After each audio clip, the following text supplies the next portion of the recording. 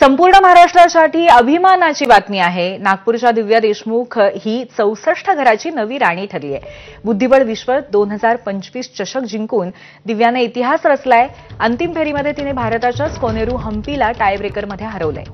या विजयासह 19 वर्षाची दिव्या ही फिडे बुद्धिबळ विश्वचषक जिंकणारी पहिली भारतीय महिला खेळाडू बनली आहे। तर दिव्या भारताची 88वी ग्रँडमास्टरही बनली आहे। 5 वर्षांपासूनच दिव्या बुद्धिबळाच्या पटावरती रमली होती।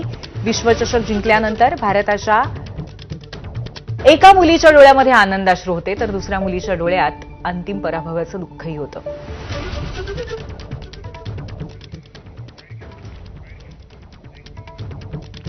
दरम्यान केंद्रीय मंत्री नितीन गडकरींनी दिव्याला व्हिडिओ कॉल करून तिचं अभिनंदन केलं। संपूर्ण देशासाठी हा आनंदाचा आणि गौरवाचा क्षण असल्याचं गडकरींनी सांगितलं।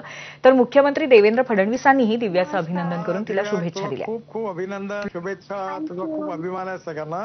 वेल डन, गॉड ब्लेस यू। कसं काय वाटतं तुला आता? खूप छान वाटत आहे। छान वाटत आहे ना? खूप शुभेच्छा तुला। God bless you. खूप खूप अभिनंदन। Thank you thank you thank you. Hello hello hello, खूप खूप अभिनंदन तुझं।